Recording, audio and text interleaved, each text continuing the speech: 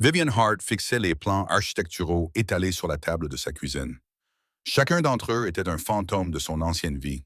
6 mois auparavant, elle était une étoile montante dans le monde du design, recevant des appels de promoteurs immobiliers qui voulaient connaître sa vision pour leur projet. Aujourd'hui, son téléphone restait silencieux, prenant de la poussière à côté de factures impayées et d'un compte bancaire presque vide. Elle passa son doigt sur le coin d'un dessin, le complexe en bord de mer qu'elle avait conçu pour ce qui devait être son projet de percée. Sauf que son nom ne figurait pas sur les plans finaux. Richard Blackwell était son ancien partenaire commercial, l'homme à qui elle avait confié l'accès à ses dossiers, ses concepts, ses années de travail. Il avait tout copié et vendu ses créations à des entreprises de construction concurrentes. Et lorsqu'elle l'avait confronté, il avait souri et lui avait dit de le prouver.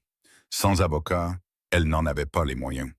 Sans relation dans un secteur qui récompensait l'argent plutôt que le talent, Vivian avait vu Richard gravir les échelons tandis que sa réputation s'effondrait. Les clients cessèrent de lui répondre. Les entretiens se raréfièrent. Des rumeurs se répandirent, la qualifiant de difficile à vivre, de peu fiable, d'un handicap.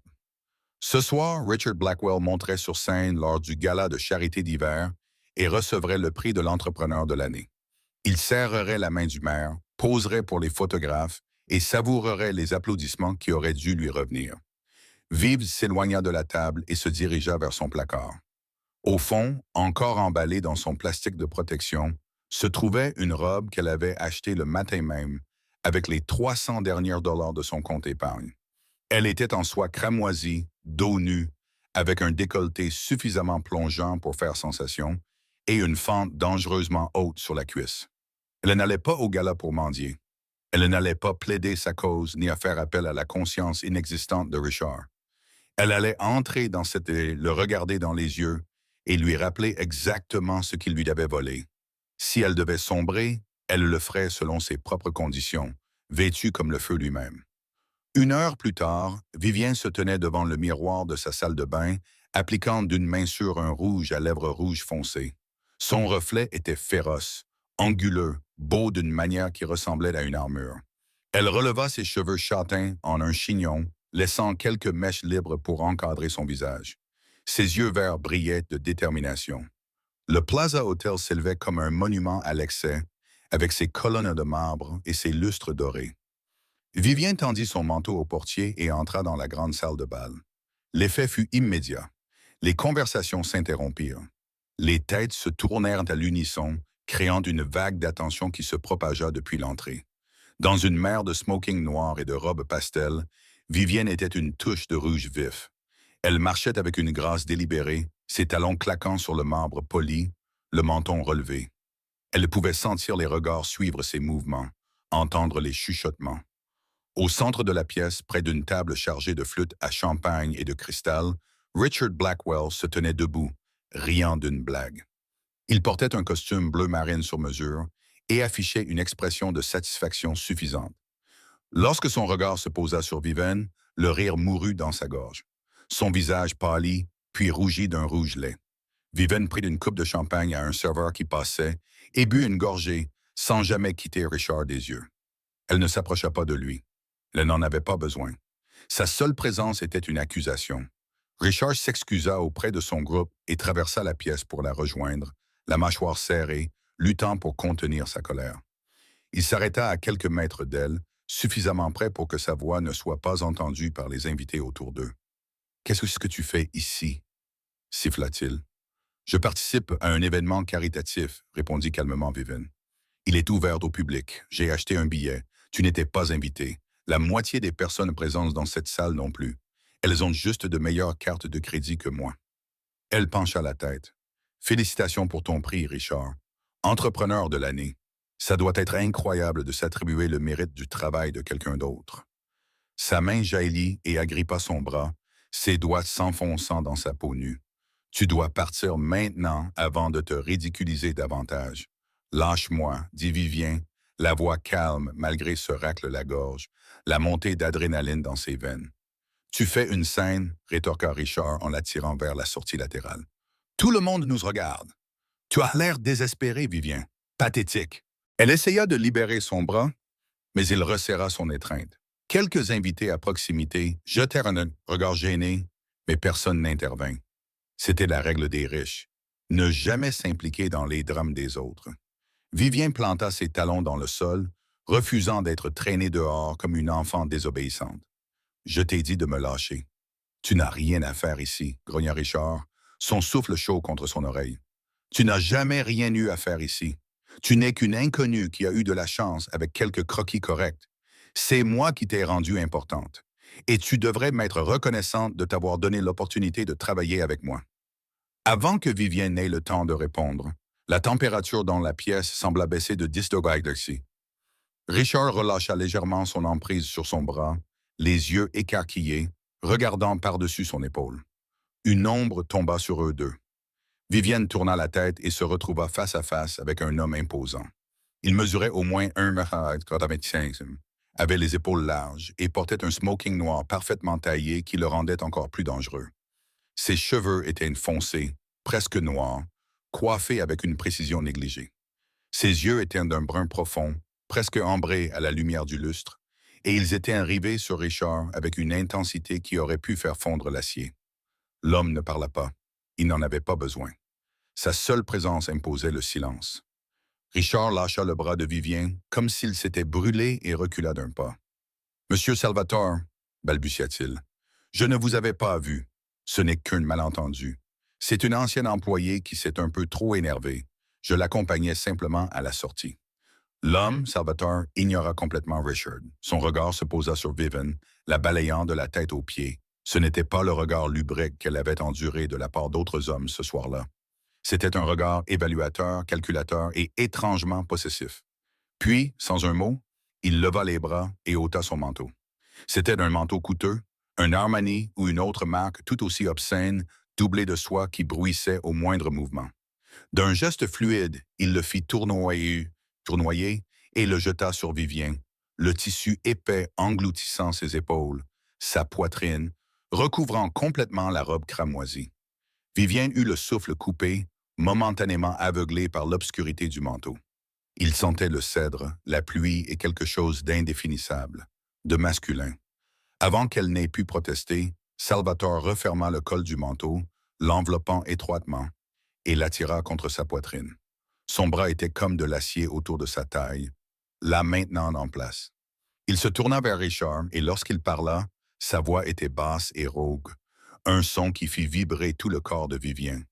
Personne d'autre que moi ne voit cela. Ce n'était pas une suggestion. Ce n'était pas une demande. C'était un décret prononcé avec une autorité qui n'admettait aucune contestation. Le visage de Richard perdit toute couleur. Il ressemblait à un homme qui venait de réaliser qu'il se tenait au bord d'une falaise. « Bien sûr, Monsieur Salvatore. Je m'excuse. Je ne savais pas qu'elle était avec vous. » Salvatore ne répondit pas. Il se contenta de se retourner, les bras toujours enlacés autour de Vivienne, et se dirigea vers la sortie. Vivienne n'avait d'autre choix que de le suivre, ses talons effleurant à peine le sol tandis qu'il la guidait à travers la salle de bal. La foule s'écarta comme de l'eau. Les invités s'écartèrent pour lui laisser le passage. Toute la salle regardait en silence, stupéfaite, Dominique Salvatore escorter une femme enveloppée dans son manteau orge du gala. Vivienne aperçut Richard, figé sur place, le visage empreint de terreur et de rage. Dehors, l'air froid de la nuit la frappa comme une gifle. Salvatore ne la lâcha qu'une fois arrivé au parking. Une structure en béton sombre, loin du stand du voiturier. Il recula, lui laissant de l'espace pour la première fois depuis qu'il était intervenu. Vivien serra le manteau autour d'elle, soudain consciente de se sentir exposée sans lui. « Qui êtes-vous » demanda-t-elle d'une voix plus aiguë qu'elle ne l'aurait voulu. « Et qu'est-ce que c'était que ça, Dominique Salvatore » répondit-il simplement, appuyé contre une berline de luxe noir. Ses yeux scrutaient son visage avec une concentration déconcertante. « Je t'ai sauvé d'une erreur. Je ne t'ai pas demandé ton aide. »« Non, » Dominique acquiesça. « Mais tu en avais besoin, » rétorqua Vivienne, irritée. « Je maîtrisais la situation. Richard Blackwell était sur le point de te jeter hors du gala et d'appeler la sécurité pour s'assurer que tu ne t'approches plus jamais à moins de 30 mètres de lui. Tu n'aurais rien accompli, sauf t'humilier. » Dominique croisa les bras. « Je t'ai offert quelque chose de mieux. Je lui ai fait peur. »« Pourquoi as-tu fait ça ?» demanda Vivienne, chaque mot empreint de suspicion. « Tu ne me connais pas. Tu ne connais pas Richard. Pourquoi t'en soucierais-tu? Dominic pencha la tête, un léger sourire se dessinant au coin de ses lèvres. Je sais que Richard Blackwell me doit 300 000 $. Je sais qu'il a utilisé des plans architecturaux volés comme garantie pour des prêts qu'il n'avait pas l'intention de rembourser. Et je sais que ces plans t'appartiennent. Vivienne eut le souffle coupé. Comment le sais-tu? Je me fais un devoir de tout savoir sur les gens qui me doivent de l'argent. Dominic s'éloigna de la voiture et fit un pas vers elle. Richard évite mes appels depuis 2 mois. Il pense pouvoir se cacher derrière des avocats et des sociétés écrans. Il se trompe. Que voulez-vous de moi? Demanda Vivienne, le cœur battant à toute rompre. Dominic la regarda longuement, le visage impassible. Je peux détruire Richard Blackwell. Je peux lui prendre tout ce qu'il possède, ruiner sa réputation et faire en sorte qu'il ne puisse plus jamais travailler dans cette ville. J'ai les preuves, les relations et les ressources nécessaires pour l'enterrer si profondément qu'il ne pourra jamais s'en sortir. Et le prix? Demanda Vivienne doucement. Vous travaillez pour moi, dit Dominic. Exclusivement. J'ai des projets qui nécessitent d'un architecte visionnaire. Quelqu'un qui n'a pas peur de repousser les limites. Tu fais le travail, je m'occupe de Richard. Vivienne le fixa du regard, essayant de percer l'homme derrière son apparence froide. Tu m'offres un travail. Je t'offre la vengeance, corrigea Dominic. Le travail n'est qu'un moyen de paiement. Elle aurait dû partir. Tout son instinct lui criait que Dominic Salvatore était dangereux, qu'accepter son offre l'entraînerait dans un monde qu'elle ne comprenait pas. Mais debout dans le parking froid, enveloppée dans son manteau qui portait encore sa chaleur, Vivienne réalisa qu'elle n'avait plus rien à perdre. « Quand est-ce que je commence? » demanda-t-elle. Le sourire de Dominic était lent et dangereux. « Demain, je t'enverrai une voiture à 9 heures. » Il se retourna et ouvrit la portière côté conducteur de la berline, s'arrêtant avant de monter. « Garde le manteau, dit-il. Vous en aurez besoin. » Puis il disparut, le moteur ronronnant alors qu'il s'enfonçait dans la nuit, laissant Vivienne seule sous les lumières vacillantes du béton, vêtue d'une robe cramoisie et du manteau d'un inconnu, avec le goût du champagne et des possibilités sur la langue. 2 semaines s'étaient écoulées depuis le gala, et Vivienne n'était toujours pas tout à fait sûre d'avoir pris la bonne décision. Mais lorsque la voiture noire élégante arriva à 9 heures pile, elle monta quand même, serrant contre elle un portfolio de ses meilleurs travaux et un thermos de café assez fort pour décaper de la peinture. Le chauffeur ne dit rien pendant les 20 minutes de trajet dans le trafic du centre-ville. Il portait un costume sombre et une oreillette, et ses yeux ne cessaient de scruter le rétroviseur. Vivienne essaya de se convaincre que c'était normal pour les hommes d'affaires fortunés, mais le nœud dans son estomac lui suggérait le contraire. La voiture s'arrêta devant une tour de verre qui dominait l'horizon. Toutes les surfaces anguleuses et réfléchissantes captaient le soleil matinal. Le hall d'entrée était en marbre et en acier, avec un bureau de sécurité occupé par des gardes qui ressemblaient plus à des militaires qu'à des agents de sécurité. « Madame Hart », dit l'un d'eux sans vérifier la liste. « Monsieur Salvatore vous attend, au dernier étage. » Le trajet en ascenseur lui sembla interminable. Vivienne regardait les chiffres défiler, son reflet déformé dans les portes métalliques polies.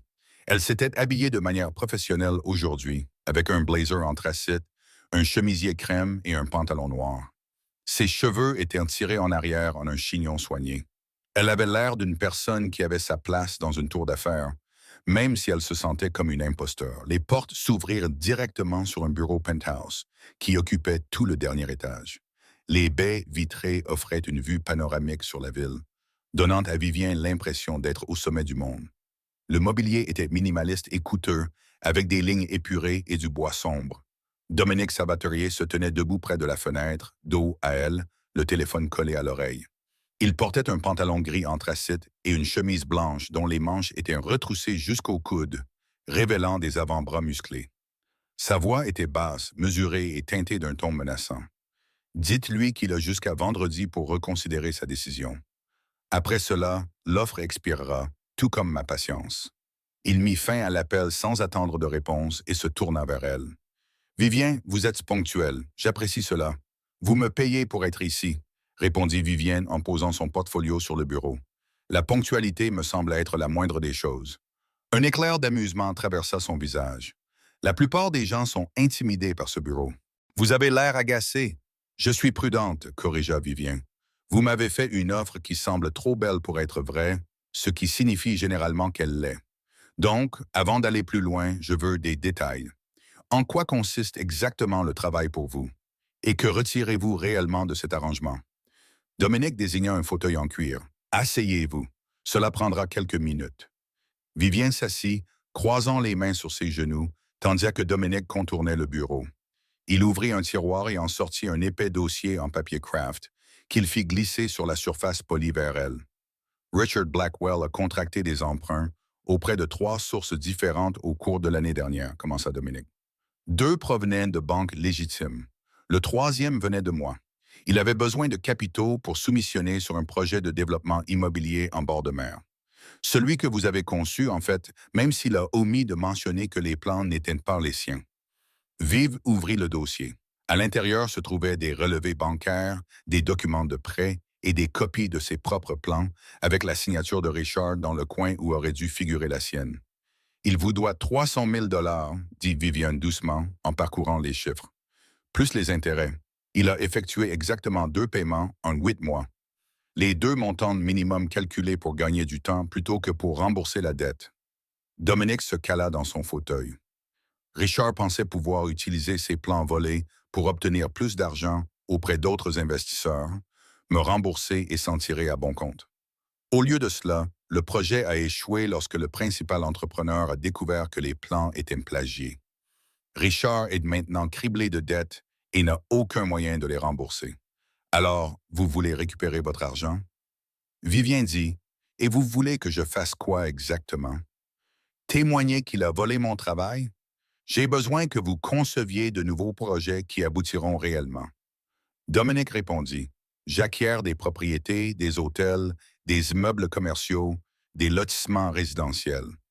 J'ai besoin de quelqu'un qui puisse les transformer en quelque chose de rentable. Votre réputation a été détruite par Richard, mais pas votre talent. J'ai vu votre portfolio. Tu es meilleur que toutes les personnes que je pourrais embaucher par les voies conventionnelles. Vivienne l'étudia attentivement. Et en échange, tu détruis Richard. Je rétablis ta réputation et détruis Richard, corrigea Dominique. Les preuves contenues dans ce dossier seront transmises au FBI. Richard ira en prison pour fraude et blanchiment d'argent.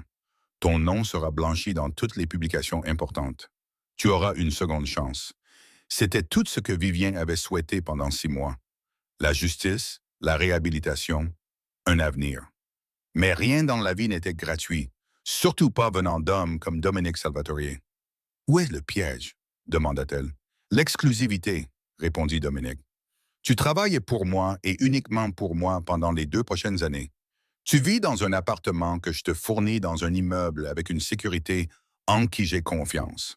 Tu acceptes ma protection lorsque je le juge nécessaire. Et tu ne poses pas de questions sur les aspects de mon activité qui ne te concernent pas. Une protection? Répéta Vivien. Contre quoi? Contre quiconque pourrait vous utiliser pour m'atteindre. Dominique répondit simplement. J'ai des concurrents qui seraient très intéressés à perturber mes projets. S'ils savent que vous avez de la valeur pour moi, vous deviendrez une cible. Je ne prends pas de risques inutiles avec mes actifs. Le mot « actif » la fit grimacer. Mais Vivien s'efforça de rester calme. Je ne suis pas un bien. Non, acquiesça Dominique, mais vous êtes quelqu'un dans la protection de qui j'investis des ressources importantes. Cela vous rend précieuse, que vous aimiez ou non cette terminologie. Vivienne ferma le dossier et le repoussa sur le bureau. Je veux avoir un contrôle créatif total sur mes créations. Pas d'ingérence, pas de micro-gestion. Si vous m'engagez pour mon talent, vous faites confiance à mon jugement. D'accord. Je veux mon propre bureau, pas un box où vos employés peuvent me regarder travailler. Vous aurez le bureau d'angle au 15e étage, des fenêtres, une salle de bain privée, une porte qui se verrouille. Et je veux que vous m'écriviez que si je remplis ce contrat de 2 ans, vous me fournirez des références qui me permettront de travailler où je veux après son expiration. Sans condition, sans obligation. Dominique sourit, et c'était une expression sincère qui transforma tout son visage. Vous négociez comme quelqu'un qui a déjà été brûlé. Je l'ai été, dit Vivien d'un ton neutre. Par Richard. Je ne referai pas cette erreur 2 fois. Alors nous nous comprenons. Dominique se leva et tendit la main. Marché conclu. Mademoiselle Hart. Vivienne regarda sa main pendant un long moment, puis la serra. Sa poignée de main était ferme et chaleureuse, et il la retint un peu plus longtemps que nécessaire avant de la lâcher. Votre premier projet commence aujourd'hui, dit Dominique. Déménagé dans un placard contre le mur. Il sortit un autre dossier. Celui-ci était rempli de photos et de documents immobiliers. J'ai récemment acquis l'hôtel Whitmore dans le quartier historique. Il est vacant depuis 3 ans. La structure est solide, mais la décoration est vieillotte. Je veux le transformer en un hôtel-boutique de luxe. Le délai est de 6 mois. Le budget est flexible si les résultats le justifient. Viviane feuilletta les photos. Le Whitmore était un magnifique bâtiment, de style Art déco, dont la structure ne demandait qu'à être restaurée correctement. Son esprit commença immédiatement à énumérer les possibilités.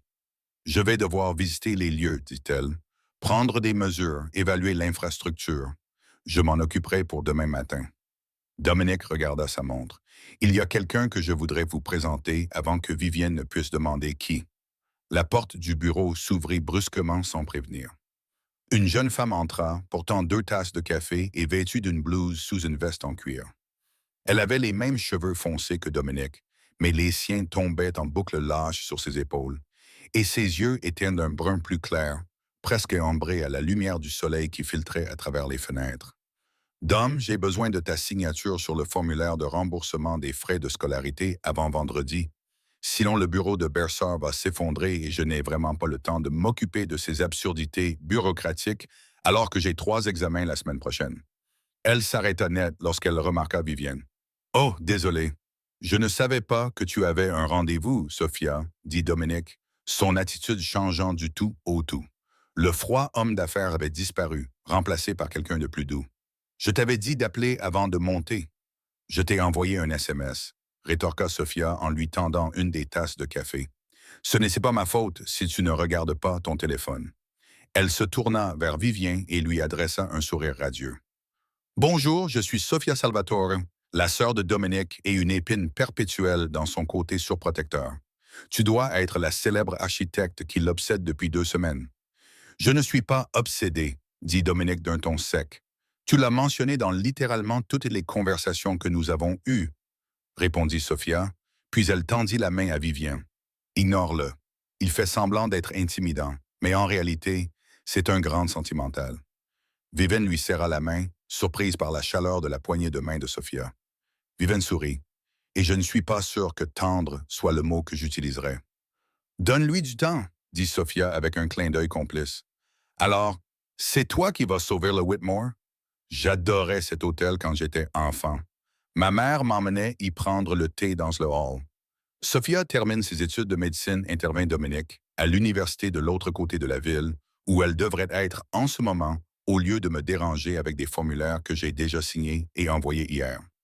Sophia leva les yeux au ciel. « Tu es un tel menteur. J'ai vérifié le portail ce matin et rien n'a été traité. » Elle sortit son téléphone. « Regarde, le statut est en attente. » Dominique prit le téléphone, scruta l'écran et marmonna quelque chose en italien qui fit rire Sophia. « Très bien, je les appellerai cet après-midi. Merci. » Sophia se tourna vers Vivien. « Tu t'adaptes bien. Dominique m'a dit qu'il t'avait installé dans l'un de ses immeubles. Je te préviens, son idée de la sécurité frôle la paranoïa. Tu auras environ 17 caméras dans le couloir et un portier qui a l'air de manger de la viande crue au petit déjeuner. »« Sophia, » dit Dominique d'un ton inquiet. « Quoi? Je la prépare juste. » Sophia regarda sa montre et grimaça. « Je dois y aller. J'ai un cours d'anatomie dans 20 minutes et le professeur Caruso devient fou si quelqu'un est en retard. Vivien, ravi de t'avoir rencontré.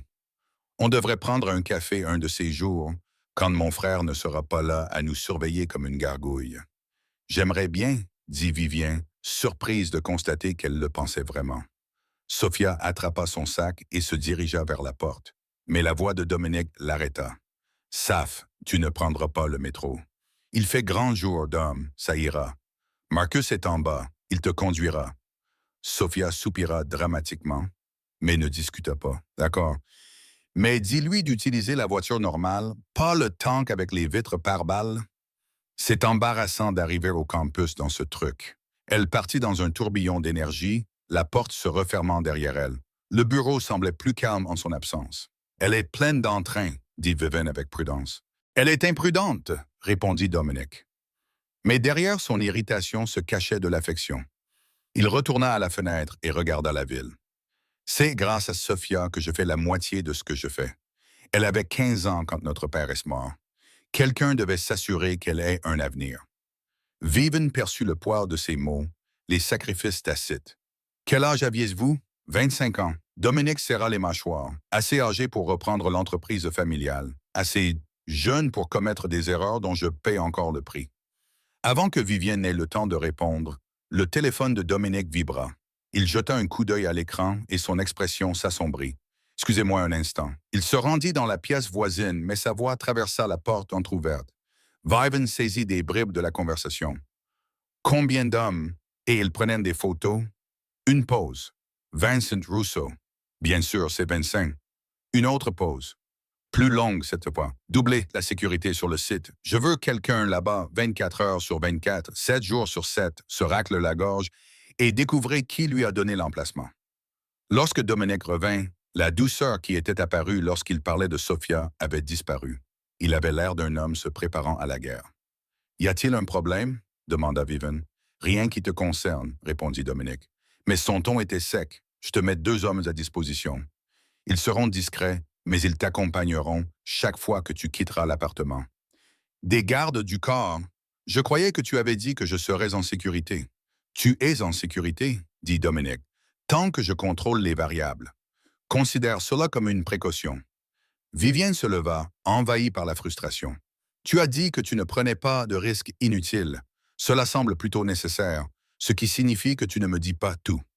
Dominique l'observa longuement, et Vivien voyait qu'il réfléchissait à la quantité de vérité qu'il allait lui révéler. Finalement, il soupira. J'ai un concurrent, Vincent Russo. Il s'immisce dans des territoires que je contrôle depuis des années, essayant de me forcer à partir par l'intimidation et la perturbation. S'il apprend que tu travailles pour moi sur un projet qui m'importe, il te considérera comme un moyen de pression. Je ne lui donnerai pas cette opportunité. Donc, je suis un appât, dit Vivien d'un ton neutre. Tu es protégé, corrigea Dominique. Il y a une différence. Vivien attrapa son portfolio et se dirigea vers la porte. Je visiterai le site Whitmore seul demain. Vos gardes peuvent me surveiller de loin si cela vous rassure, mais je ne vais pas commencer ce travail en regardant par-dessus mon épaule toutes les 5 secondes. Vivien, elle se retourna. Dominique se tenait debout, éclairé par les fenêtres, silhouette d'une puissance maîtrisée. Ce n'est pas une négociation, dit-il calmement. Vous avez accepté d'être protégé si nécessaire. Je vous dis que c'est nécessaire. Pendant un instant, ils restèrent debout dans un silence tendu. 2 volontés en conflit. Puis Vivienne acquiesça d'un signe de tête sec et réticent. D'accord, mais ils resteront dehors pendant que je travaille. D'accord. Vivien quitta le bureau, descendit dans l'ascenseur dans un silence tendu et sortit sous le soleil de midi. Un SUV noir était garé au bord du trottoir. 2 hommes en costume sombre se tenaient à côté, la regardant avec l'intensité patiente de prédateurs. Elle voulait se venger. Elle voulait que justice soit faite. Elle voulait retrouver sa vie. Elle obtenait tout cela, mais le prix à payer était plus élevé qu'elle ne l'avait prévu. Vivienne monta dans le SUV et regarda la ville défiler, se demandant si elle venait de conclure un pacte avec le diable, et si la sœur du diable serait peut-être la seule alliée qu'elle trouverait dans tout ce qui allait suivre. Après un mois de travail pour Dominique Salvatore, Vivienne avait trouvé un rythme qui lui semblait presque normal. Elle passait ses matinées à l'hôtel Whitmore, regardant les entrepreneurs effacer des décennies de négligence pour révéler le chef-d'œuvre art déco caché en dessous. Ses après-midi étaient consacrés au rendu et au choix des matériaux, transformant sa vision en quelque chose de tangible. Les soirées lui appartenaient pour la plupart, à l'exception des 2 dîners hebdomadaires que Dominique exigeait pour faire le point sur l'avancement des travaux. Les gardes du corps étaient devenus un bruit de fond. Marcus et Léo, tous 2 anciens militaires, maintenaient une distance professionnelle qui permettait à Vivienne de faire comme s'ils n'étaient pas là. Ils la conduisaient sur les chantiers, attendaient dans leur véhicule ou dans les halls d'entrée et ne posaient jamais de questions sur son travail. C'était ce qui se rapprochait le plus de la liberté dont elle pouvait rêver dans ces circonstances. Ce soir-là, Vivienne était restée tard au bureau de Dominique pour finaliser les contrats avec les fournisseurs. Le bâtiment était calme après les heures de travail. La plupart des employés étaient rentrés chez eux Elle travaillait dans la salle de conférence adjacente au bureau privé de Dominique, des feuilles de calcul et des factures éparpillées sur la table polie. Elle avait besoin des documents originaux du prêt pour vérifier le calendrier des paiements. Dominique avait mentionné qu'il conservait des dossiers financiers dans son bureau. Il était en bas, en réunion avec ses avocats, depuis 2 heures. Vivienne hésita brièvement avant d'entrer dans son bureau. Le bureau était massif, ennoyé avec des ferrures en laiton. Elle ouvrit le tiroir du haut et le trouva impeccablement organisé. Des stylos, des cartes de visite, un agenda relié en cuir. Le deuxième tiroir contenait des dossiers suspendus classés par ordre alphabétique. Elle trouva facilement le projet Whitmore et le sortit. En dessous se trouvait un autre dossier, plus épais, simplement intitulé Blackwell. Le pouls de Viviane s'accéléra. Elle n'aurait pas dû regarder. Cela violait toutes les limites professionnelles. Elle franchissait une ligne qu'elle s'était promis de ne pas franchir. Mais sa main bougea avant que sa conscience ne puisse l'en empêcher, tirant le dossier et l'ouvrant sur le bureau. Les premières pages étaient des documents de prêt qu'elle avait déjà vus. Mais en dessous se trouvaient des relevés bancaires montrant des virements électroniques, des centaines de milliers de dollars transférés entre différents comptes. Le nom de Richard apparaissait à plusieurs reprises, mais un autre nom apparaissait également, celui de Vincent Russo. Les mains de Vivienne tremblaient tandis qu'elle feuilletait page après page les preuves. Des sociétés écrans, de fausses factures, des projets de construction qui n'existaient que sur le papier. Richard n'avait pas seulement volé ses dessins. Il blanchissait de l'argent grâce à de faux contrats de développement, utilisant ses plans pour donner une apparence légitime à ses manœuvres. Et Dominique était au courant. À en juger par les dates figurant sur ses documents, il enquêtait sur Richard depuis des mois, bien avant le gala, bien avant d'avoir fait sa proposition à Vivienne. « Tu as trouvé ce que tu cherchais? » Vivienne se retourna. Dominique se tenait dans l'embrasure de la porte, sa veste retirée, les manches retroussées, le visage impassible. « Je cherchais les contrats Whitmore, dit Vivienne, détestant le ton défensif de sa voix. J'ai trouvé ça à la place. » Dominique entra dans le bureau et referma la porte derrière lui. Il n'avait pas l'air en colère, juste fatigué. « Et maintenant, tu as des questions. » « Tu enquêtes sur Richard depuis 6 mois, dit Vivienne en brandissant l'un des relevés bancaires. Ce virement bancaire date d'avril dernier. Tu savais qu'il blanchissait de l'argent. Tu savais qu'il travaillait avec Vincent Russo. Pourquoi ne m'as-tu pas prévenu? Parce que cela n'avait aucun rapport avec ton travail. » Dominique répondit en se dirigeant vers le bar adossé au mur. Il versa 2 verres de scotch sec et lui en tendit un. Vivienne ne le prit pas. « Aucun rapport. Richard a utilisé mes créations pour commettre une fraude. Il m'a rendu complice de blanchiment d'argent à mon insu. Cela me semble sacrément pertinent. »« Tu n'as jamais été complice, » dit Dominique calmement. « Votre nom n'apparaît sur aucun de ces documents. Richard a falsifié des signatures, créé de faux partenariats et dissimulé votre implication si profondément que même si tout cela venait à être révélé, vous seriez considéré comme une victime, pas comme une complice. »« Comme c'est généreux de sa part, » dit Vivienne avec amertume. Elle s'enfonça dans le fauteuil derrière le bureau de Dominique, le dossier toujours ouvert devant elle. De combien d'argent s'agit-il? 1/2 million de dollars à peu près. Dominique posa son scotch intact sur le bureau et but une gorgée du sien. Vincent Russo avait besoin de blanchir de l'argent provenant d'activités moins légitimes. Richard avait besoin de capitaux pour maintenir son train de vie. Ils se sont trouvés par désespoir mutuel. Richard a utilisé vos plans pour présenter de faux projets de développement à des investisseurs. Les investisseurs ont misé de l'argent. Richard en a détourné la majeure partie vers les sociétés écrans de Russo, et tout le monde était content, sauf les personnes qui s'attendaient à voir de véritables bâtiments sortir de terre. Vivienne fixait les documents, la nausée lui montant à la gorge. Je lui faisais confiance. Pendant 2 ans, j'ai travaillé à ses côtés. Je pensais que nous étions partenaires. Tu étais la poule aux œufs d'or, dit Dominique doucement. Richard n'a aucun talent. Il avait besoin de toi pour donner une apparence de légitimité à son escroquerie. Quand tu as commencé à poser des questions sur la destination de l'argent, il t'a lâché et a détruit ta réputation pour s'assurer que tu ne puisses pas le dénoncer. Et toi? Vivienne leva les yeux vers lui. Qu'est-ce que tu avais à y gagner? Pourquoi passer 6 mois et enquêter sur Richard alors que tu aurais pu simplement recouvrer la dette par d'autres moyens? Dominique serra les mâchoires. Parce que Vincent Rousseau est un problème que j'essaie de résoudre depuis longtemps. Il empiète sur mon territoire, sape mes affaires, corrompt des fonctionnaires municipaux qui étaient censés rester honnêtes. Richard était un fil que je pouvais tirer pour démêler toute l'opération. J'avais besoin de temps pour monter un dossier qui les ferait tomber tous les deux. Donc, j'étais un appât, dit Vivien, depuis le début. Vous ne m'avez pas proposé un emploi parce que vous aviez besoin d'un architecte. Vous m'avez proposé un emploi parce que cela ferait sortir Richard de sa réserve, le rendrait désespéré. Non, dit Dominique d'un ton sec. Il posa son verre et contourna le bureau, se dressant devant elle. Je t'ai proposé un emploi parce que tu es la meilleure architecte que j'ai jamais vue. Et Richard t'a détruite par cupidité et lâcheté. Le fait qu'en t'aidant, je contribuais également à démanteler l'opération de Rousseau était pratique. Mais ce n'était pas ma motivation première. Je ne te crois pas. Peu m'importe que tu me crois, répondit Dominique. Mais tu devrais te soucier de ceci. Il passa la main derrière elle et sortit un autre document du dossier. Celui-ci était estampillé du sceau du FBI. C'était un acte d'accusation, États-Unis contre Richard Blackwell. Les chefs d'accusation comprenaient la fraude électronique, le blanchiment d'argent, le racket et le complot. Il avait été déposé 4 heures plus tôt. Dominic dit que Richard avait été arrêté à son bureau cet après-midi. Il était détenu sans caution. Les preuves contre lui étaient irréfutables, car j'avais passé 6 mois à m'en assurer. Il passera les 15 à 20 prochaines années dans une prison fédérale. Et quand il sortira, il n'aura plus rien.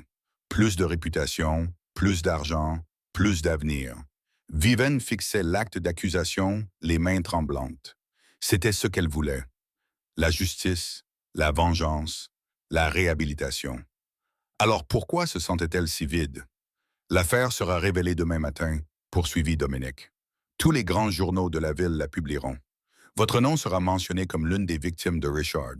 J'ai déjà organisé des interviews avec 3 journalistes qui raconteront votre version de l'histoire.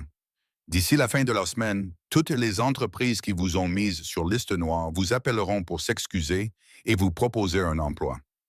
Vous avez tout planifié, murmura Vivien. J'exécute les plans, corrigea Dominique. C'est mon travail.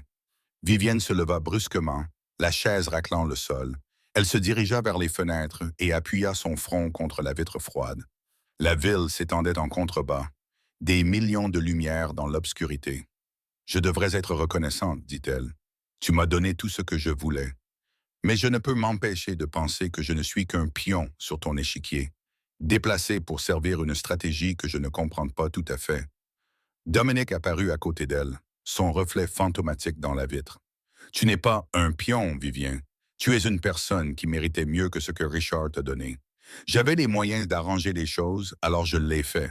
Si cela a également servi mes intérêts, alors nous avons tous les deux gagné. Je ne vois pas où est-ce le problème. Vivien se tourna vers lui.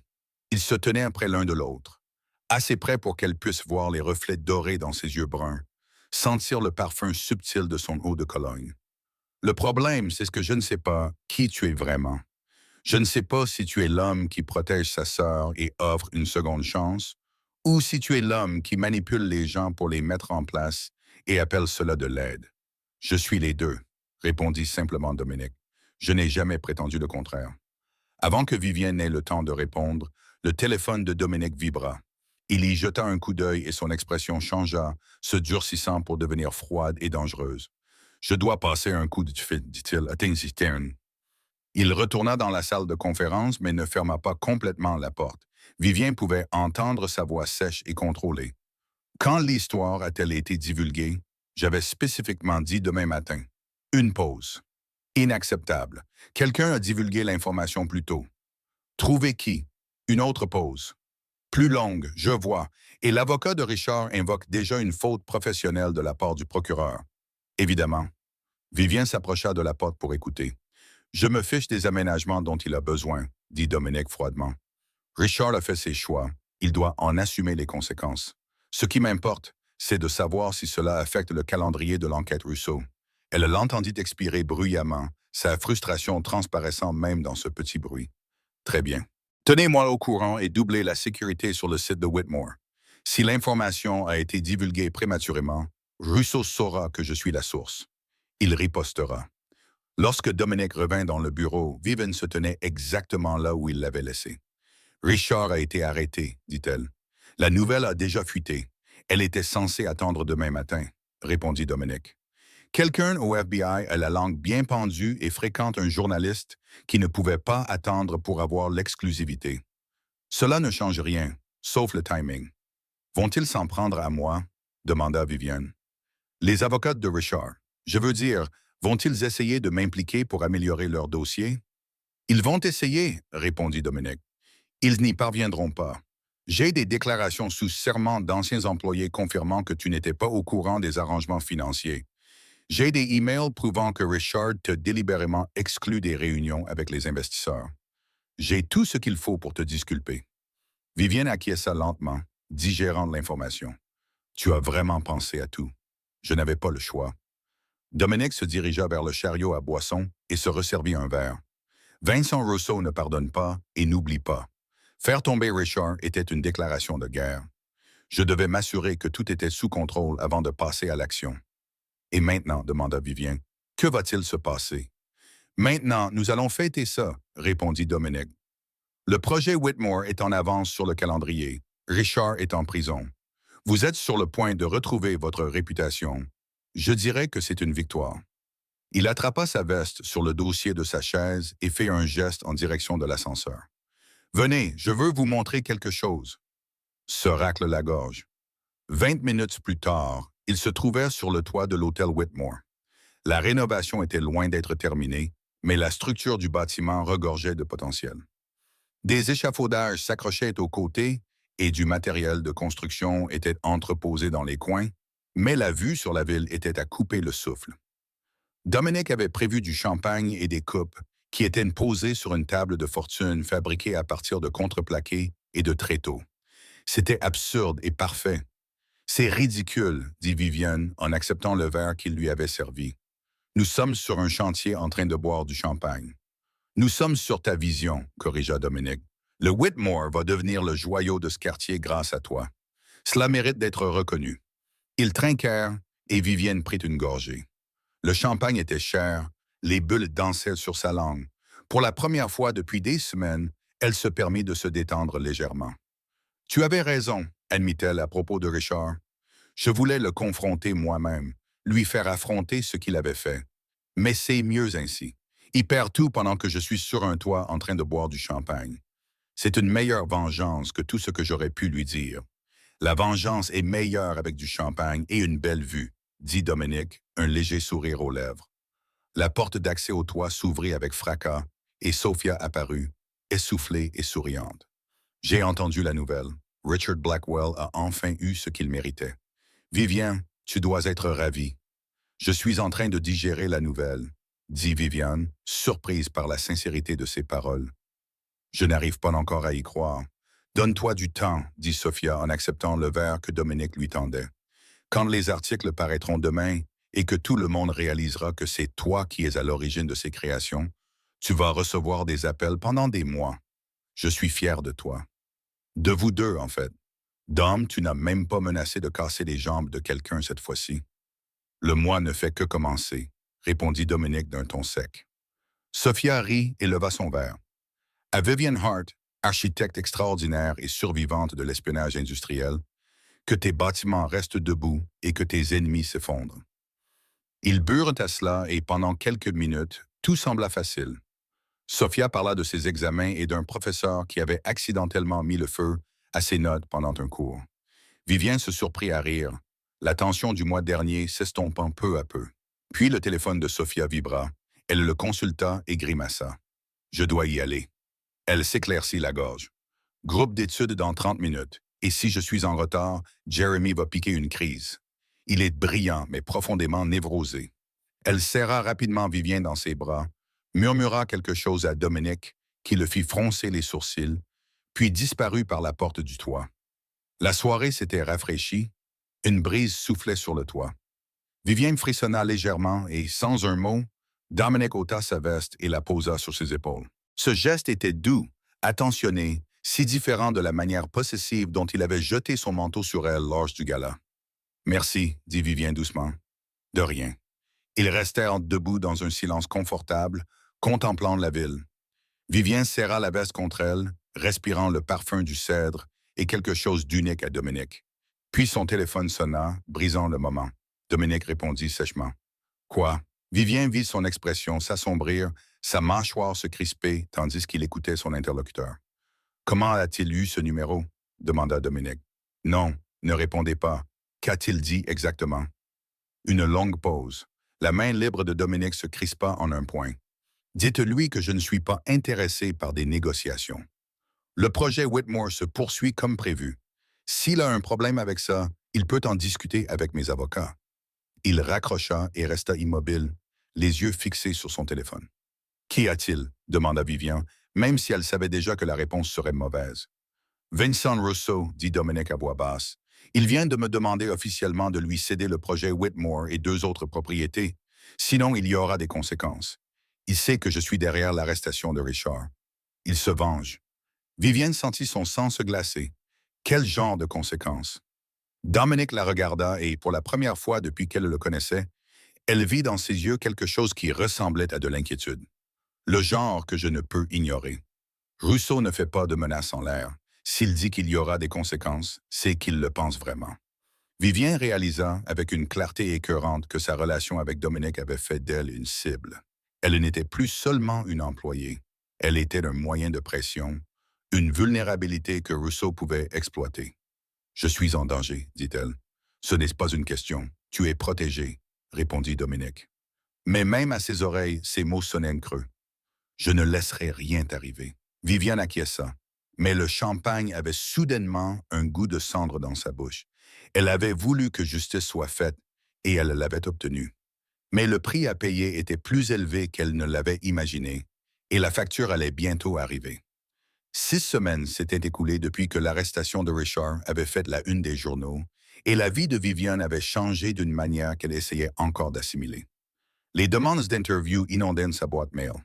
Les cabinets d'architectes auxquels elle avait autrefois supplié de lui donner un poste de débutante l'appelaient désormais pour lui proposer des partenariats.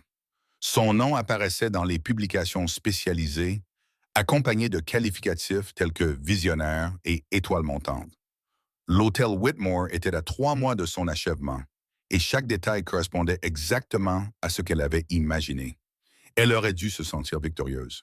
Au lieu de cela, elle se sentait piégée dans une cage élégante. Les barreaux étaient constitués de protocoles de sécurité et du contrôle de plus en plus rigide de Dominique sur ses mouvements. Marcus et Léo avaient été rejoints par 2 gardes du corps supplémentaires. Son immeuble était désormais surveillé par des agents de sécurité armés à chaque entrée. Dominique insistait pour connaître son emploi du temps à la minute près, et tout écart nécessitait une autorisation accompagnée d'un sermon sur les risques inutiles. Vivienne comprenait son raisonnement. Vincent Rousseau était toujours en liberté, toujours en colère, toujours dangereux. Mais comprendre ne rendait pas l'étouffement plus facile à supporter. Elle examinait des échantillons de carrelage dans son bureau lorsque Dominique apparut dans l'embrasure de la porte sans frapper. Il portait un costume gris anthracite qui coûtait probablement plus cher que sa première voiture. Son expression était gravée dans la pierre. « Il faut qu'on parle, dit-il. » Vivien posa les échantillons. « Ça semble inquiétant. » L'avocat de Richard a déposé une requête ce matin. Ils prétendent que vous étiez complice du blanchiment d'argent, que vous avez sciemment fourni des plans pour de faux projets et que vous devriez être poursuivi en tant que complice. La pièce se mit légèrement à tourner. C'est fou. Je n'avais aucune idée de ce que faisait Richard. Je le sais, le FBI le sait, mais l'équipe de défense de Richard est désespérée, et vous sacrifier est leur seule option. Dominic entra dans le bureau et ferma la porte derrière lui. J'ai déjà contacté mon équipe juridique. Ils préparent une réponse complète avec des déclarations de témoins, des enregistrements d'emails, tout ce dont nous avons besoin pour prouver que vous avez été délibérément tenu dans l'ignorance. Combien cela va-t-il coûter? Demanda Vivien à voix basse. Cela n'a pas d'importance. Pour moi, cela a de l'importance. Vivian se leva, débordant de frustration. Je vous suis déjà redevable pour l'appartement, la sécurité, ce travail.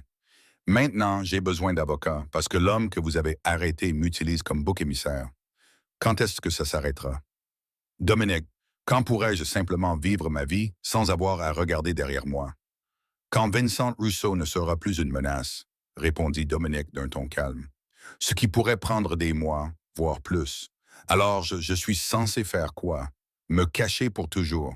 Te laisser contrôler chaque aspect de mon existence parce que quelqu'un pourrait vouloir me faire du mal. Je te garde en vie, dit Dominique, sa voix prenant un ton dangereux. Rousseau ne fait pas de menaces en l'air. Il a déjà posé une bombe à un endroit. Qui peut dire qu'il ne recommencera pas? Vivien se figea. Quelle bombe! Dominique serra les mâchoires. Peu importe, le problème a été réglé. Dis-moi. Il l'observa longuement, puis soupira. Il y a 2 semaines, ces hommes ont tenté de placer des explosifs dans l'un de mes entrepôts. Nous les avons arrêtés avant qu'ils n'aient pu terminer. Ils sont en détention, mais ils refusent de parler. Rousseau passe à la vitesse supérieure, et tu es un lien visible avec moi. Cela te rend vulnérable. Vivien s'enfonça dans son fauteuil, accablé par le poids de la situation. Je n'ai pas signé pour ça. J'ai signé pour concevoir des bâtiments et retrouver ma réputation, pas pour devenir une victime collatérale d'une guerre des gangs. Je sais, dit Dominique en contournant le bureau pour s'accroupir à côté de son fauteuil afin d'être à la même hauteur qu'elle. Et si je pouvais changer cela, je le ferais. Mais nous avons dépassé le stade des solutions simples. Richard est en prison à cause des preuves que j'ai fournies. Rousseau le sait, il va continuer à faire pression jusqu'à ce que je lui donne ce qu'il veut ou que j'élimine définitivement la menace. Que veut-il? 3 propriétés, le Whitmore, un complexe commercial dans le quartier financier et un complexe résidentiel près du front de mer. Au total, elle est valant environ 40 millions de dollars. Les yeux de Viviane s'écarquillèrent. Allez-vous les lui donner? Non. Le mot était sec, définitif. Je ne négocie pas avec les terroristes et je ne cède pas un territoire que je détiens depuis des années parce que quelqu'un me menace. Cela créerait un précédent que je ne peux pas me permettre. Alors, nous attendons, dit Vivien avec amertume. Nous nous cachons derrière la sécurité et espérons que Rousseau se lassera ou sera arrêté avant d'avoir réussi à tuer quelqu'un. Nous nous préparons, corrigea Dominique, et nous avons confiance en ce que je fais. Vivienne voulait protester, mais elle était épuisée. Elle acquiesça lentement et Dominique se leva, posant brièvement la main sur son épaule dans un geste qui semblait vouloir la rassurer. « Je dîne chez moi ce soir, dit-il. En privé, juste nous deux. Nous devons discuter des mesures de sécurité à long terme et je préfère le faire dans un endroit où personne ne pourra nous entendre. » « Est-ce une demande ou un ordre? » demanda Vivien. « C'est une invitation, répondit Dominique. Mais j'espère que tu accepteras. Elle devrait refuser. Elle devrait garder une distance professionnelle, maintenir des limites claires. Mais assise dans son bureau, entourée d'échantillons de carrelage et de plans d'étage, Vivien réalisa qu'elle était fatiguée de se battre. Fatiguée d'être en colère contre Dominique parce qu'il la protégeait alors que l'alternative était de ne pas être protégée. « À quelle heure? » demanda-t-elle. « À 7 heures. Marcus t'y conduira. » Après le départ de Dominique, Vivienne essaya de se concentrer sur son travail, mais elle ne parvint pas à chasser le sentiment de malaise qui s'installait dans sa poitrine. Elle appela Sophia pendant sa pause déjeuner, car elle avait besoin d'entendre une voix amicale. « Vivienne, je pensais justement à toi, » dit Sophia, légèrement essoufflée. « Je suis entre 2 cours, mais j'ai 10 minutes. »« Qu'y a-t-il? »« Ton frère me rend folle, » dit Vivienne. « Il a renforcé la sécurité. Il contrôle mon emploi du temps dans les moindres détails, et maintenant, l'avocat de Richard essaie de m'impliquer dans une affaire de blanchiment d'argent. J'ai l'impression de me noyer. » Sophia poussa un soupir compatissant. Dom devient hyper protecteur quand il est inquiet. Il est comme ça depuis qu'on est enfant. Quand notre père est mort, il ne m'a pas laissé sortir de la maison sans escorte armée pendant 6 mois. Il a fallu une thérapie et plusieurs disputes hurlantes avant qu'il ne se calme. Comment as-tu géré ça? Je lui ai rappelé que m'étouffer n'était pas la même chose que me protéger, a déclaré Sophia. Et finalement, il m'a écouté. Dominique agit comme un dictateur, mais il est en fait assez raisonnable si tu tiens bon. Il respecte la force. Je ne me sens pas très forte en ce moment, a admis Vivien. Alors fais semblant jusqu'à ce que tu le sois, a répondu Sophia. Crois-moi, mon frère réagit mieux à une confrontation directe qu'à une acceptation passive. Si tu le laisses te marcher dessus, il pensera que ça ne te dérange pas. Elles ont discuté encore quelques minutes avant que Sophia ne doive courir en cours. Vivien a raccroché, se sentant légèrement mieux, mais toujours incertaine quant à la manière de gérer la situation de plus en plus compliquée dans laquelle elle se trouvait. À 18h30 ce soir-là, Marcus conduisit Vivien à travers la ville jusqu'à un quartier huppé où les maisons se cachaient derrière des murs de pierre et des portails en fer forgé.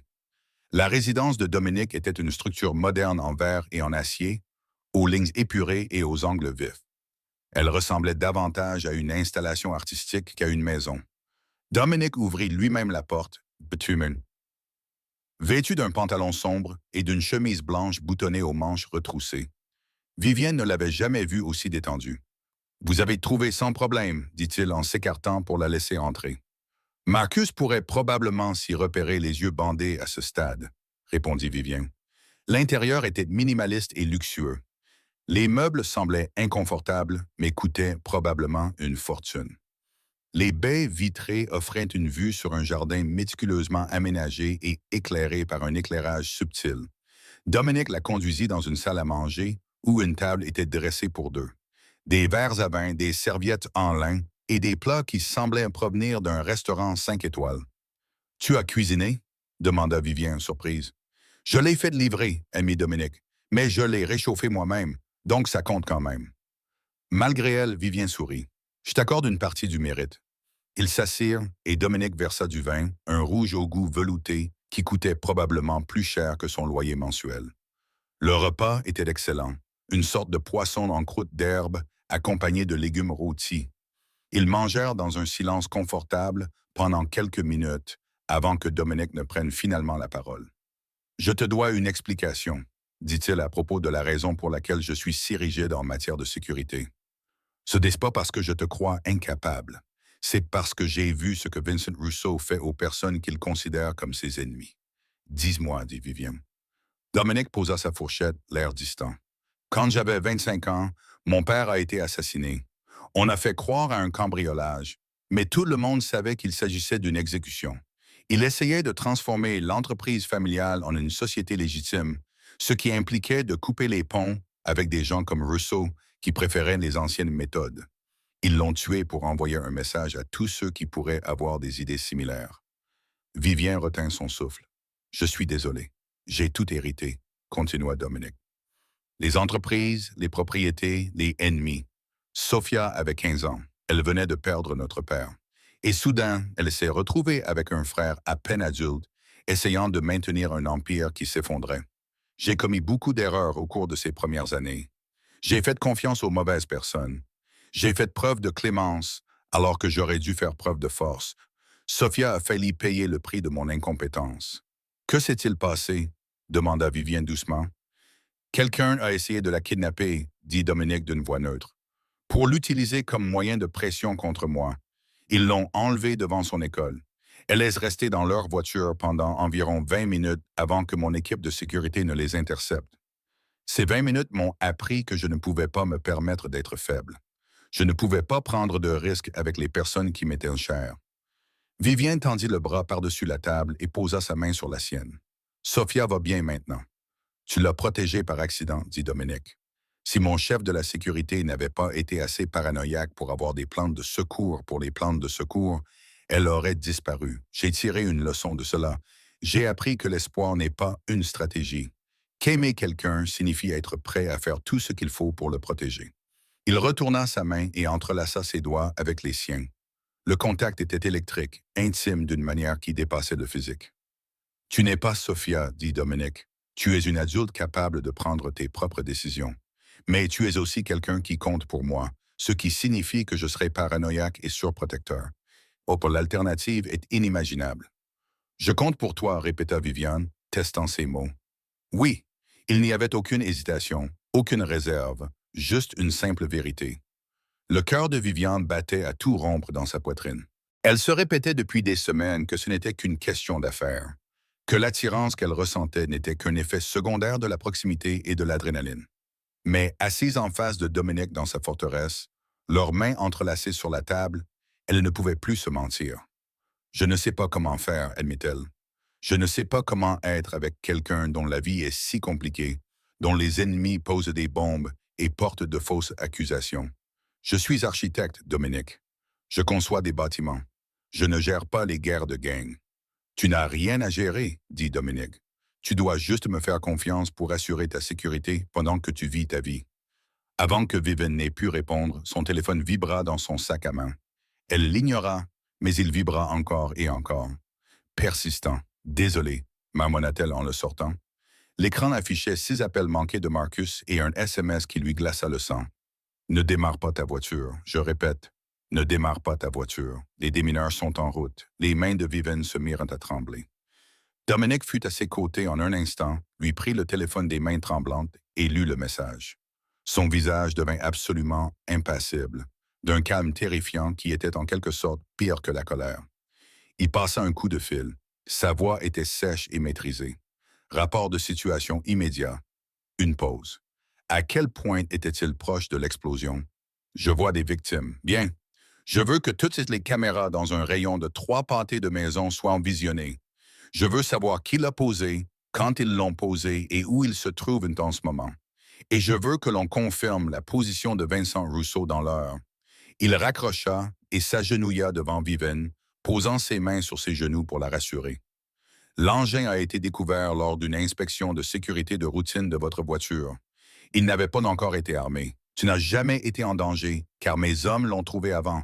Il avait essayé de me faire exploser, murmura Vivian. Rousseau a essayé de me tuer. Il a essayé d'envoyer un message, corrigea Dominique. S'il avait voulu te tuer, la bombe aurait été armée. Il voulait me faire peur, me montrer qu'il pouvait atteindre mes hommes.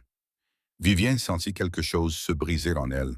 Toute la peur et la frustration des dernières semaines remontaient à la surface. Je ne peux pas faire ça. Je ne peux pas vivre comme ça. Me demander à chaque fois que je monte dans une voiture ou que j'entre dans un bâtiment si quelqu'un a placé quelque chose qui va me tuer. Ce n'est pas une vie, Dominique. C'est un cauchemar. Je sais. Dominique la tira de sa chaise et la prit dans ses bras, la serrant fort contre sa poitrine. Elle pouvait entendre son cœur battre, régulier et fort. Je sais et je suis désolé. Je suis désolé que tu aies été entraîné dans tout ça, mais tu es là maintenant et je ne laisserai rien t'arriver. Tu comprends? Rousseau devra passer par moi pour t'atteindre, et je te promets qu'il n'y parviendra pas. Vivian resta là, enlacée par Dominique, et réalisa qu'elle le croyait. Malgré tous ses défauts, malgré toutes les complications et les dangers qui l'entouraient, Dominique Salvatore tenait ses promesses. Il avait promis de détruire Richard, et Richard était en prison. Il avait promis de protéger Sophia, et Sophia était en sécurité. Il promettait de protéger Vivian. Et d'une manière ou d'une autre, malgré la bombe, les avocats et la menace constante qui planait au-dessus d'eux, elle lui faisait confiance. Elle s'écarta juste assez pour le regarder. « Je suis fatiguée de lutter contre ça, dit-elle. Peu importe ce qu'il y a entre nous. Je suis fatiguée de faire semblant que ça n'existe pas. » Les yeux de Dominique s'assombrirent, et il leva la main pour lui caresser le visage. « Répète ça. Je suis fatigué de me battre, » répéta Vivian d'une voix plus forte. « Tu me terrifies, Dominique. Ta façon de vivre, ta façon d'agir. Mais tu me fais aussi me sentir plus en sécurité que je ne l'ai été depuis des années. Et je ne sais pas comment concilier ces deux choses. » « Tu n'as pas à les concilier, dit Dominique en effleurant sa pommette du pouce. Tu dois juste décider si tu veux ça, si tu me veux avec toutes les complications que j'apporte. » Vivian ne répondit pas avec des mots. Elle se mit sur la pointe des pieds et l'embrassa, mettant dans ce baiser toutes les frustrations, les peurs et les désirs accumulés depuis des semaines. Dominique répondit immédiatement, serrant ses bras autour de sa taille, la soulevant légèrement pour approfondir le baiser. C'était désespéré et dévorant, des mois de tension qui trouvaient enfin leur libération. Quand ils se séparèrent, tous deux haletants, Dominique posa son front contre le sien. « Tu restes ici cette nuit, dit-il. Ce n'était pas une question. Je reste. » Vivian acquiesça. Il la conduisit à l'étage, dans une chambre tout en bois sombre et à l'éclairage tamisé. Un lit king size qui semblait n'avoir jamais été utilisé. Dominique était prudent avec elle, presque respectueux, comme si elle pouvait se briser. Vivian le laissa prendre le contrôle, se laissant aller au sentiment d'être à la fois désiré et protégé. Plus tard, allongé dans l'obscurité, le bras de Dominique autour de sa taille et son souffle chaud contre son épaule, Vivienne sentit quelque chose changer fondamentalement, en pointe. Elle avait franchi une ligne ce soir-là, entrant pleinement dans le monde de Dominique, avec tous ses dangers et ses complications. Demain, il faudrait s'occuper des avocats, évaluer les menaces, revoir les protocoles de sécurité. Mais ce soir-là, enveloppée dans des draps qui sentaient le cèdre et la sécurité, Vivienne se permit de simplement vivre l'instant présent, attachée à un homme qui était devenu bien plus qu'un employeur, bien plus qu'un moyen d'atteindre un but. 3 mois avaient tout transformé. Vivienne ne vivait plus dans l'appartement que Dominique lui avait fourni. Elle vivait dans sa maison, dans son lit, dans sa vie. Le Whitmore Hotel allait ouvrir ses portes dans 2 semaines. Chaque détail avait été perfectionné jusqu'au luminaire sur mesure qu'elle avait commandé à un artisan de Brooklyn. Son nom figurait sur les plans dans les communiqués de presse, associé à quelque chose de beau et de permanent. Elle avait cessé de lutter contre les protocoles de sécurité. Marcus et Léo faisaient désormais partie du décor, des visages familiers qui lui apportaient son café sans qu'elle ait à le demander et connaissaient son emploi du temps mieux qu'elle. Dominique s'inquiétait toujours, restait toujours dans les parages, mais il avait appris à lui laisser de l'espace quand elle en avait besoin. Ils avaient trouvé un rythme, imparfait, mais fonctionnel. Sophia était devenue une présence constante dans leur vie, venant dîner au moins 2 fois par semaine, envoyant à Vivienne des photos de schémas anatomiques particulièrement horribles accompagnés de commentaires qui la faisaient rire. Tous les trois formaient une famille, ce que Vivienne n'avait pas connu depuis son enfance. Vincent Rousseau restait une ombre en marge, un problème non résolu dont Dominique refusait de discuter en détail. Il n'y avait plus eu de bombes, plus de menaces directes, juste une impasse inconfortable qui semblait de plus en plus fragile. Un mardi matin à la fin du printemps, cette fragilité vola en éclats. Vivienne était dans le bureau de Dominique, en train d'examiner les rapports budgétaires finaux pour le Whitmore, lorsque son téléphone sonna. Il jeta un coup d'œil à l'écran et répondit immédiatement, d'un ton sec. « Parlez-moi. » Son visage devint parfaitement immobile tandis qu'il écoutait, tous les muscles de son corps se crispant. « Quand? Depuis combien de temps? Je veux que toutes les unités disponibles soient mobilisées. » Il se leva brusquement, la chaise roulant en arrière et heurtant le mur. Vivienne ne l'avait jamais vu bouger avec une telle violence à peine contenue. « Que s'est-il passé? » demanda-t-elle, l'estomac noué. Dominique ne répondit pas. Il passait déjà un autre appel, sa voix devenant froide et meurtrière. « J'ai besoin des images des caméras de surveillance du quartier universitaire. Une fenêtre de 20 minutes à partir de midi. Je veux la reconnaissance faciale de toutes les personnes se trouvant dans un rayon de 3 pâtés de maison du campus médical. » Vivienne s'éleva, le cœur battant à tout rompre. « Dominique, que s'est-il passé? » Il la regarda enfin et ce qu'elle vit dans ses yeux la fit frissonner. Ce n'était pas de la colère. C'était de la peur, brute et sans fer. « Sophia a été enlevée, dit-il. Elle sortait de son cours d'anatomie. 3 hommes l'ont attrapée et l'ont mise dans une camionnette. C'était il y a 25 minutes. Le monde bascula. Vivienne s'agrippa au bord du bureau pour se stabiliser. « Oh, mon Dieu! Savez-vous où ils l'ont emmenée? » « Pas encore. » Le téléphone de Dominique vibra et il ouvrit un message. Il serra les mâchoires si fort que Vivienne entendit ses dents grincer. Il tourna l'écran vers elle. C'était une photo de Sophia. Elle se trouvait dans ce qui semblait être un vieil entrepôt, attaché à une chaise en métal. Son visage était baigné de larmes, mais elle semblait physiquement indemne. Derrière elle, on pouvait voir des murs en béton et des tuyaux industriels. Dans le coin de l'image, à peine visible, se trouvait une fenêtre avec un motif distinctif de barres de sécurité métallique. Un texte accompagnait l'image. 3 propriétés. Vous avez 12 heures, sinon elle disparaîtra à jamais. Pas hier. Vincent Rousseau, murmura Vivienne. Il passe à l'action, dit Dominique, la voix à peine maîtrisée par la fureur. Il pense qu'en prenant Sophia, il me forcera à céder du territoire. Il se trompe.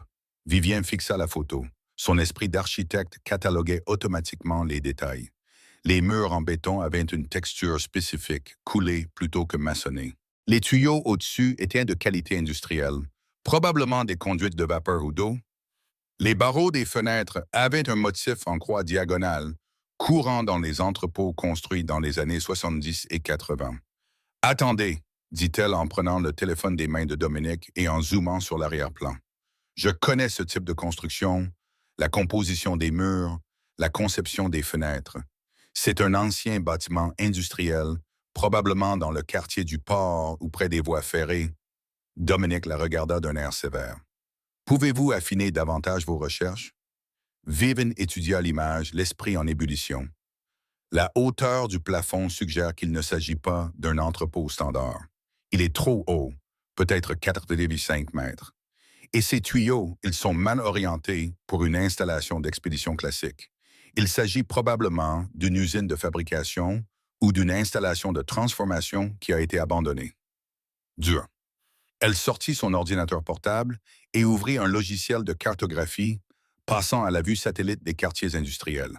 Il n'y a que 3 quartiers dans la ville qui présentent ce type d'architecture datant de cette époque. Le quartier du port, West Raylard, et l'ancien quartier textile près de la rivière. Dominique était déjà au téléphone, donnant des ordres. Je veux que des équipes soient envoyées aux 3 endroits. Équipement tactique complet. Si vous trouvez le bâtiment, n'intervenez pas avant mon arrivée. Compris? Il raccrocha et se tourna vers Vivian. Je veux que vous restiez ici. Marcus veillera à votre sécurité. Non, répondit Vivian avec fermeté. Je viens avec vous. Hors de question. C'est trop dangereux. Vous avez besoin de moi, insista Vivien. Si vos équipes trouvent plusieurs bâtiments correspondant à la description, je pourrais identifier le bon plus rapidement que n'importe qui d'autre. Je m'y connais en architecture, Dominique. Je peux repérer des détails structurels que votre équipe de sécurité pourrait manquer. Vivian, ce sont des hommes armés qui ont kidnappé ma sœur. Si les coups de feu commencent, je ne pourrai pas vous protéger toutes les deux, Sophia et vous. Alors ne le faites pas, dit Vivien en le regardant dans les yeux avec une détermination inébranlable. Protégez Sophia.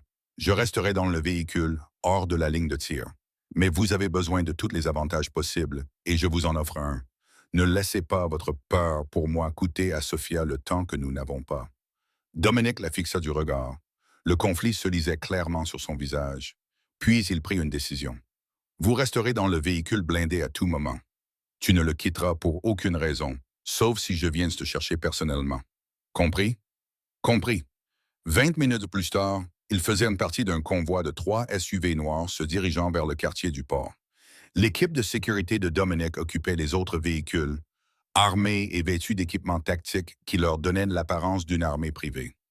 Léo conduisait, le visage sombre et concentré. Le téléphone de Dominique sonnait sans arrêt, ses collaborateurs lui transmettant les dernières informations. 2 emplacements potentiels avaient été identifiés dans le quartier du port. Il s'agissait de 2 usines de transformation abandonnées, présentant le profil architectural recherché. Ils se sont arrêtés au premier emplacement, une structure imposante aux fenêtres brisées et aux murs tachés de rouille. Vivian a pris la photo de Sophia et l'a comparée au bâtiment devant eux. Les fenêtres ne correspondent pas, a-t-elle immédiatement déclaré. Et le béton est plus récent que celui de la photo. Ce n'est pas ici. Ils se rendirent au 2e endroit, plus profondément dans le labyrinthe industriel. Ce bâtiment semblait plus ancien, plus détérioré. Les barres de sécurité sur les fenêtres intactes correspondaient au motif en croix diagonale de la photo. C'est ici, dit Vivian avec certitude. Même époque de construction, même conception des fenêtres, même hauteur de plafond, d'après ce que je peux voir à travers les fenêtres supérieures. Dominique l'embrassa fougueusement. Restez ici. Verrouillez les portes. Si quelque chose ne va pas, Léo vous fera sortir immédiatement. Il était déjà parti avant qu'elle n'ait pu répondre, rejoignant son équipe qui s'approchait du bâtiment avec une précision militaire. Vivien regardait à travers les vitres teintées, le cœur battant à tout rompre. Ils franchirent l'entrée principale et disparurent dans l'obscurité du bâtiment. Pendant 10 minutes interminables, Vivien n'entendit rien. Puis des coupes de feu retentirent. Des détonations aiguës qui résonnèrent sur les murs en béton. Léo se raidit, mais ne bougea pas, la main sur son arme. Il savait que nous venions. Rousseau a laissé des gardes, d'autres coupes de feu, puis le silence. Vivian enfonça ses ongles dans ses paumes. Enfin, un mouvement à l'entrée. Dominique apparut, portant Sophia dans ses bras. Elle était consciente, elle pleurait, mais elle était en vie. Derrière lui, son équipe de sécurité escortait 3 hommes, les mains attachées dans le dos avec des liens en plastique. Léo déverrouilla les portes et Vivien sauta dehors, courant à leur rencontre. Sophia la vit et sanglota encore plus fort. « Je vais bien. Sophia haleta lorsque Dominique la posa délicatement par terre. Je vais bien, ils ne m'ont pas fait de mal. Vivienne la serra fort dans ses bras tandis que Dominique donnait des ordres à son équipe. Emmenez-la à la maison, faites-lui passer un examen médical complet et que quelqu'un appelle son médecin. Et Rousseau? Demanda l'un des gardes. L'expression de Dominique se fit glaciale. Il est à moi, je m'en occuperai personnellement. Il se tourna vers Vivien et Sophia. Allez toutes les deux avec Marcus. Ramenez Sophia à la maison en toute sécurité. Je vous rejoindrai dans quelques heures. Dominique, commença Vivien, mais il secoua la tête. Tout cela prendra fin ce soir, dit-il calmement. Rousseau a dépassé les bornes. Il n'y a pas de retour en arrière possible. Vivienne comprit ce qu'il ne disait pas. Vincent Rousseau ne serait plus un problème après ce soir, car il ne serait plus en vie. Elle aurait dû être horrifiée. Au lieu de cela, elle se sentait simplement fatiguée. « Rentre bien, dit-elle. Je le ferai. » Il l'embrassa une dernière fois, puis disparut dans le bâtiment avec la moitié de son équipe de sécurité. Vivienne et Sophia rentrèrent à la maison dans un silence tendu. Les mains de Sophia tremblaient encore, sa respiration était irrégulière. Lorsqu'elles arrivèrent, Vivienne l'aida à y entrer et s'assit avec elle sur le canapé pendant que Marcus appelait un médecin. « J'avais tellement peur, murmura Sophia. Ils m'ont attrapé juste devant le bâtiment. Il y avait des gens partout. Mais tout s'est passé si vite que personne ne s'en est aperçu avant que je sois déjà dans le van. » Elle s'éclaircit la gorge. « Tu es en sécurité maintenant, » dit Vivien en lui tenant la main. « Dominique ne laissera pas une telle chose se reproduire. Il va tuer Rousseau, n'est-ce pas? » demanda Sophia à voix basse. Vivien ne mentit pas. « Probablement. »« Tant mieux, » dit Sophia, la surprenant. « Cependant, j'étudie pour sauver des vies, pour soigner les gens. Mais certaines personnes ne peuvent pas être soignées. Certaines personnes sont tout simplement toxiques. Et le seul remède est de les éliminer. » Le médecin arriva et examina Sophia minutieusement, déclarant qu'elle n'avait subi aucun dommage physique, mais lui prescrivant des sédatifs pour l'aider à dormir. À minuit, Sophia se reposait dans l'une des chambres d'amis, avec un garde de sécurité posté devant sa porte. Vivienne attendait dans le salon, incapable de dormir. À 3 heures du matin, elle entendit la porte d'entrée s'ouvrir. Se racle la gorge. Dominique entra, l'air épuisé et sombre. Il y avait du sang sur la manche de sa chemise, mais il se déplaçait sans blessure apparente. « C'est fait ?» demanda Vivien. « C'est fait », confirma Dominique. Rousseau ne fera plus aucune demande. Elle ne demanda pas de détails. Elle traversa simplement la pièce et l'enlaça, le serrant fort dans ses bras. Ils restèrent ainsi longtemps, sans parler, simplement soulagés d'être encore en vie. 2 mois plus tard, la vie avait repris un cours presque normal. Sophia avait repris les cours avec une sécurité renforcée qu'elle avait acceptée à contre-cœur. L'hôtel Whitmore avait ouvert ses portes sous les éloges de la critique, affichait complet pour les 6 prochains mois, et Vivienne avait réalisé quelque chose qu'elle n'aurait jamais cru possible. Elle avait ouvert son propre cabinet d'architecture. Hart Design occupait un modeste espace de bureau dans un immeuble en grès brun rénové. Il n'y avait que Vivienne et 2 associés juniors qu'elle avait embauchés à la sortie de l'université. Dominique était un investisseur silencieux qui fournissait des capitaux sans s'immiscer dans les affaires. Le cabinet était le sien, construit sur son talent et sa vision. Ce soir-là, une soirée de réseautage professionnel était organisée au Centre des Congrès. L'une de ces réceptions obligatoires où l'on échangeait des cartes de visite et discutait d'affaires autour d'un vin médiocre. Vivienne s'était habillée avec soin, choisissant une robe en soie dorée avec un corsage ajusté et une jupe fluide. Elle était élégante et professionnelle, parfaitement adaptée au contexte. Dominique l'accompagnait, incroyablement beau dans son costume bleu marine. Ils faisaient le tour de la salle ensemble, Vivienne le présentant à des clients potentiels. Dominique charmait les investisseurs avec son charisme naturel. Près du bar, une femme vêtue d'une robe trop moulante s'approcha d'eux, ses yeux balayant Vivienne avec un mépris évident. « Vivienne Hart, c'est bien ça? J'ai lu l'article sur votre nouvelle entreprise. Impressionnant. Vous avez décroché le contrat pour la rénovation de Whitmore. Je me demande toutefois dans quelle mesure ce succès est dû à votre talent plutôt qu'à d'autres atouts. » Son regard s'attarda sur le décolleté de Vivienne avec un rictus. Avant que Vivienne n'ait le temps de répondre, Dominique intervint. D'un geste fluide, il ôta sa veste de costume et la posa sur les épaules de Vivienne, couvrant sa robe. Il passa son bras autour de sa taille et l'attira contre lui. Je vous présente mes excuses, dit Dominique à la femme d'une voix cordiale, mais avec un regard dangereux. Ma fiancée n'a rien à prouver à personne, surtout pas à des gens dont le portefeuille ne mérite pas d'être discuté. Il se tourna vers Vivien, le regard adouci. Prête à partir? Je pense que nous avons suffisamment socialisé.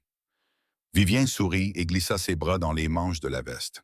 Elle était trop grande, chaude de la chaleur de son corps, et sentait son odeur. Je pense que tu as raison.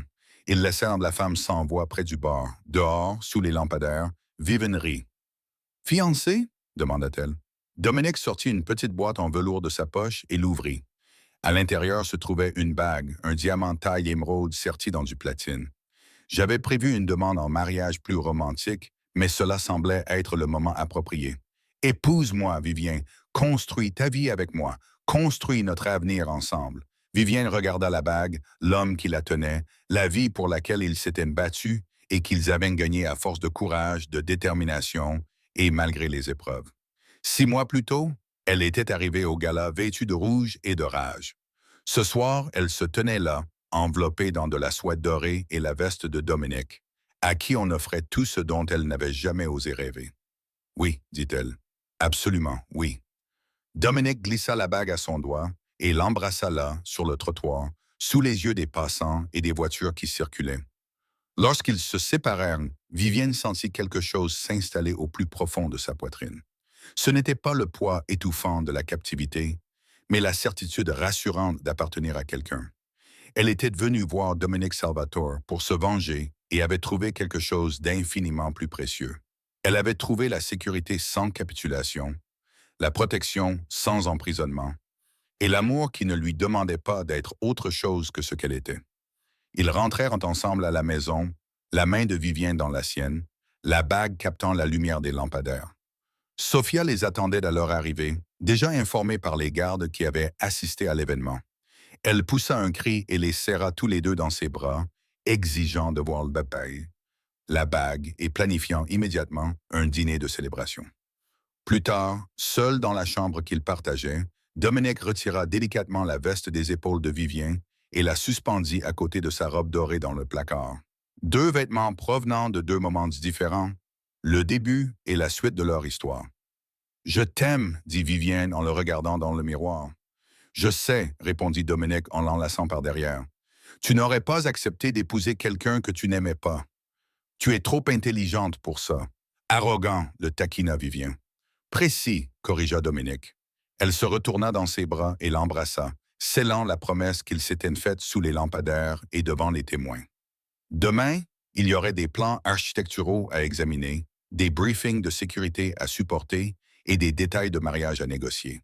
Mais ce soir, enlacés l'un dans l'autre et certains des choix qu'ils avaient faits, les yeux ouverts et le cœur volontaire, ils existaient simplement dans l'imperfection parfaite de leur pièce unique et dure.